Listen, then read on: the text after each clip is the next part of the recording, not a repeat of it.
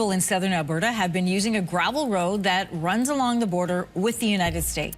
The Canadian government has been ramping up patrols along the U.S. border. The northern frontier between the United States and Canada has long been regarded as one of the most peaceful and open international borders in the world, where millions of people and goods flow back and forth each year. That reputation of calm was shaken when a terrifying incident abruptly forced Washington to order a complete shutdown of the border, halting not only routine traffic, but also stranding countless travelers and igniting fears about what might unfold next. For many, the shock was not only about what happened, but also about the sudden realization that even the most stable border on the continent could be thrown into chaos by a single event. Before we start, smash the like and subscribe buttons for more updates. The decision to shut down the entire Canadian border was not one taken lightly. It represented a dramatic break from the usual measured approach in North American security policy, where closures had been rare and temporary, even after major global crises. Ports of entry from the Atlantic coast all the way to the Pacific were immediately locked down, with armed personnel redirecting vehicles and refusing entry to both commercial shipments and private citizens. The sheer scale of the shutdown stunned observers and made clear that what had transpired was far from ordinary. Those present during the first hours described scenes of confusion and rising tension. Families returning from vacations, long-haul truck drivers hauling goods vital to supply chains, and workers who crossed daily for employment suddenly found themselves turned back. Even seasoned border officials, accustomed to surges in traffic or security alerts, admitted that they had rarely experienced such a sweeping directive. The event itself, cloaked in fear and uncertainty, had created a ripple that moved through entire communities on both sides of the border, raising urgent questions about security, preparedness, and the fragility of assumptions about safety in North America. At the heart of the closure was the nature of the terrifying incident that prompted it. Though details spread unevenly in the early hours, what became undeniable was that it posed an immediate danger of a kind rarely seen at the northern border. The authorities' decision reflected the gravity of that danger, prioritizing containment above all else. Whether the incident involved violence, sabotage, or a sudden threat to public safety, its intensity was such that officials had no room to gamble with incremental responses. The border, usually symbolic of friendship and commerce, was instead transformed into a fortified line designed to hold back risk. The implications of shutting down the border were immediate and far-reaching. The US and Canada share one of the largest bilateral trading relationships in the world, with goods worth billions of dollars crossing daily, flow seamlessly in both directions under normal circumstances. When that movement froze, even for a short span, the consequences reverberated across industries. Assembly lines dependent on just-in-time shipments faced halts, grocery stores braced for delays in fresh produce, and fuel distribution networks encountered sudden bottlenecks.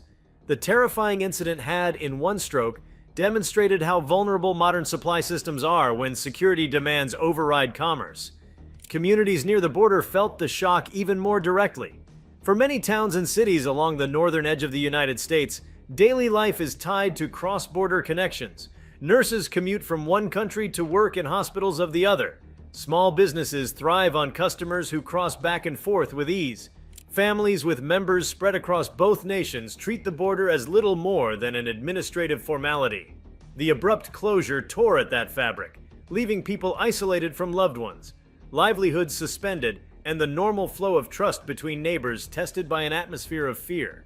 From a security standpoint, the shutdown highlighted a vulnerability often overlooked. While the southern border with Mexico tends to dominate political debates in the US, the Canadian border, with its immense length and often sparsely patrolled stretches, has been regarded as secure largely because of the strong political relationship between the two countries.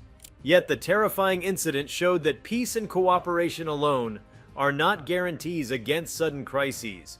The expansive wilderness, the number of entry points, and the volume of traffic all create opportunities for dangers to slip through undetected until it is too late. In this sense, the border closure was as much a symbol as it was a practical measure, an acknowledgement that assumptions of safety can no longer go unquestioned. The human dimension added another layer of urgency. Travelers who had already crossed into border stations when the shutdown was declared were held in limbo, uncertain whether they would be allowed through or forced to return. Emergency cases, such as patients needing access to specialized medical facilities across the border, suddenly faced life-threatening delays. Students enrolled in universities abroad wondered if they would be able to attend classes or return home. The terrifying incident had thus created not only a security emergency but also a humanitarian dilemma, forcing officials to weigh each case under the strain of fear and incomplete information. Public reaction was swift and divided. Some praised the government's decisive response, arguing that in the face of such a terrifying incident, nothing short of total closure would have sufficed to protect citizens. Others expressed frustration and disbelief at the scale of disruption, questioning whether the threat truly justified paralyzing one of the most important arteries of North American life. The debate revealed a deep tension between security and freedom of movement, a tension that has long lingered beneath the surface but rarely erupted in such dramatic fashion at the northern frontier. Media coverage added fuel to the unease. Images of lines of vehicles stretching for miles, interviews with stranded travelers, and speculation about the nature of the incident all created an atmosphere of dread. Social platforms amplified the fear, with rumors spreading faster than official statements could counter them. The lack of clarity about the exact nature of the incident only intensified the public's imagination, with some assuming it involved terrorism, others suspecting biohazards, and still more fearing an act of foreign aggression. The uncertainty itself became a force multiplier for anxiety, deepening the sense that the border, once secure, had become a potential fault line of crisis. Strategically, the shutdown demonstrated how interconnected national security and international relations have become. Canada and the United States share intelligence networks, law enforcement cooperation, and defense agreements under frameworks such as NORAD. Yet the unilateral decision by Washington to close the border underscored the priority of national sovereignty in moments of perceived danger. While coordination with Canadian authorities was undoubtedly present, the suddenness of the move signaled that the United States was prepared to act decisively on its own terms when its safety was on the line. That reality carried implications for future cross-border cooperation, injecting a note of caution into a relationship often portrayed as seamless. For industries tied directly to border stability, the incident became a wake-up call. Logistics firms, manufacturers, and even technology companies began reassessing their exposure to border vulnerabilities. If one terrifying event could bring the entire frontier to a halt, then diversification of supply chains and greater resilience planning would no longer be optional. Businesses that had relied on predictable patterns of movement now had to factor in the possibility of sudden, unanticipated disruptions. The lesson was stark. In a world of rising threats, even the most peaceful borders could no longer be taken for granted. The psychological impact also ran deep. For decades, the US-Canada border had stood as a symbol of cooperation, a model often contrasted with conflict-ridden boundaries elsewhere.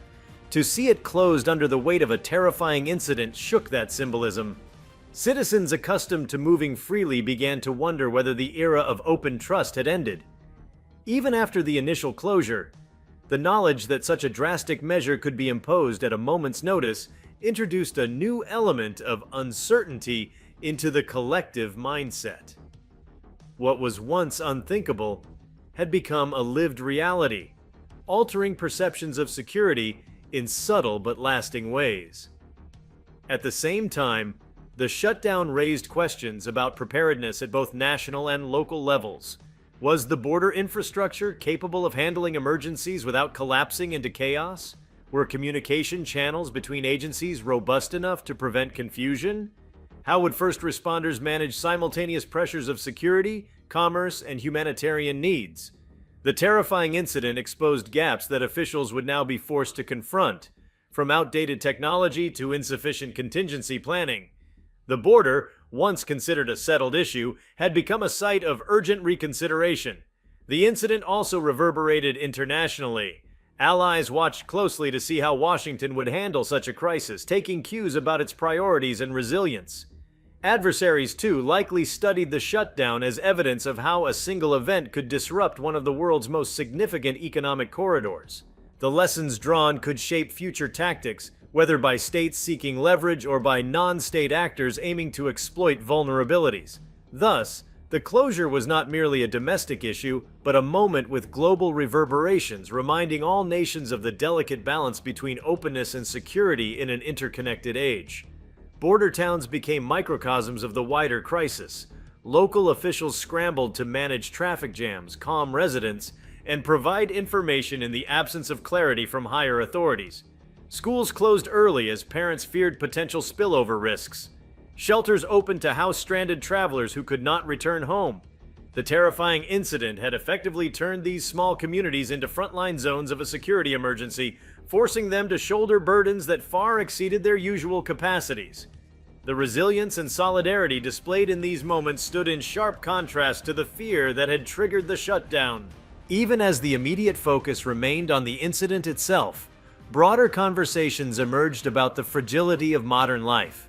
Globalization had long promised seamless movement of people and goods, but the shutdown demonstrated how quickly those promises could unravel when confronted with danger.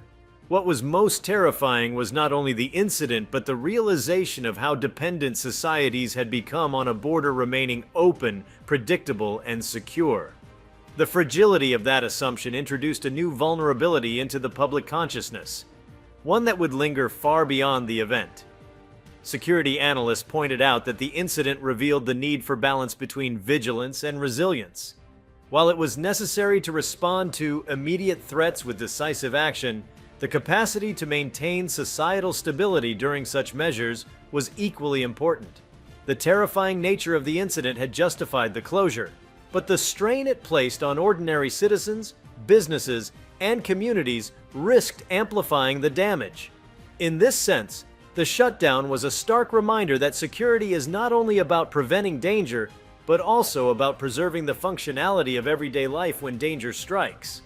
The northern border, often described as invisible in its openness, had been made starkly visible by the sudden imposition of barriers.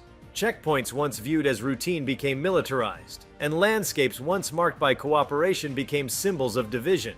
The terrifying incident had, in a matter of hours, transformed perceptions of geography, reminding people that borders are not merely lines on maps, but living thresholds of vulnerability. The landscape itself seemed to take on a different meaning, infused with the memory of fear and the heavy presence of authority. The sudden shutdown of the US-Canadian border after the terrifying incident marked not only a suspension of movement but also an interruption of rhythm in societies that had grown used to uninterrupted flow. To expand further on what this action truly meant, one must consider the deeper layers that go beyond commerce and security, layers that touch upon identity, culture, governance, and the subtle dynamics of trust that shape daily life across borders. The closure was not just a policy maneuver. It was an event that forced millions to re-examine their place within a continental relationship that has often been taken for granted.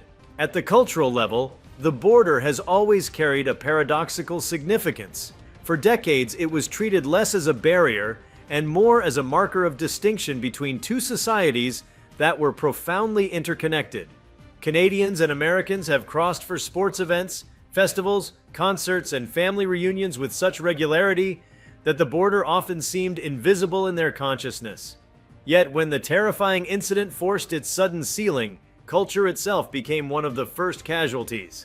Concerts were canceled, hockey tournaments between regional teams dissolved overnight, and cross-border theater productions were forced into indefinite hiatus. What had once been the natural fabric of shared cultural life was suddenly exposed as fragile, its continuity disrupted by a single flash of fear. Another dimension often overlooked is the psychological toll on identity for those who live along the border. Many residents of towns such as Windsor and Detroit, or Buffalo and Fort Erie, see themselves as belonging to a cross-border region rather than to one side exclusively. Their sense of belonging is stitched together by the ease with which they can work in one country, shop in the other, and maintain relationships across the line. The closure severed that identity, forcing individuals to define themselves suddenly in terms of separation rather than integration. For some, it felt like being forced to choose between halves of a life they had always experienced as whole. The terrifying incident thus fractured not just logistics, but also the sense of who people were within that space. From a governmental perspective, the border shutdown revealed a latent asymmetry in decision-making. The United States, responding rapidly and unilaterally, demonstrated that in moments of acute fear, cooperative governance could be overshadowed by national command. Canadian officials, though briefed and involved, were largely reactive to Washington's move. This imbalance raised questions about sovereignty and equal partnership in continental affairs.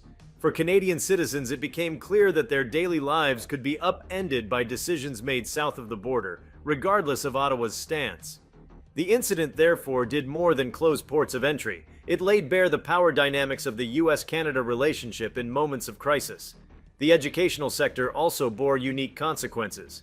Students enrolled in universities or colleges across the border suddenly found themselves stranded. Academic calendars are rigid, with exams, research deadlines, and internships structured months in advance.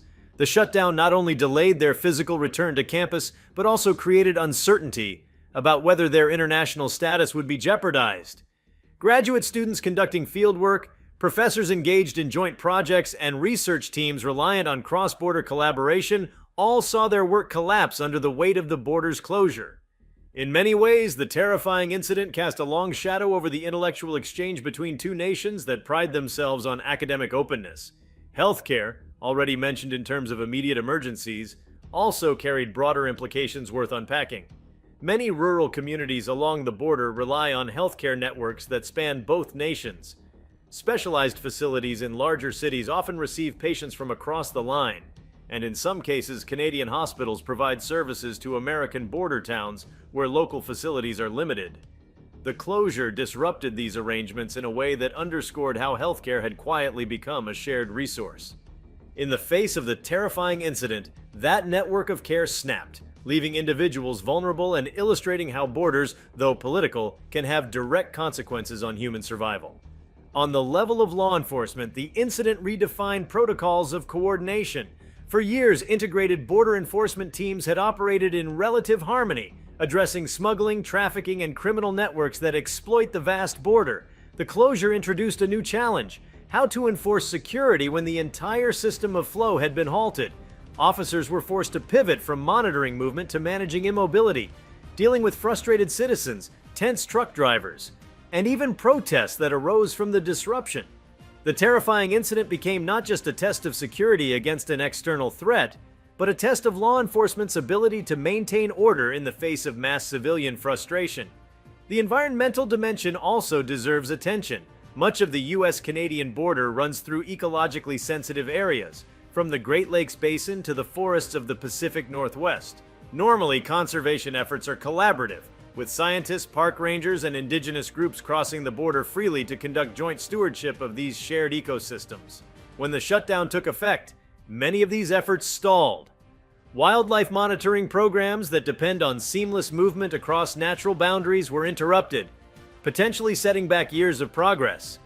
The terrifying incident, while rooted in human security, indirectly placed environmental security at risk as well.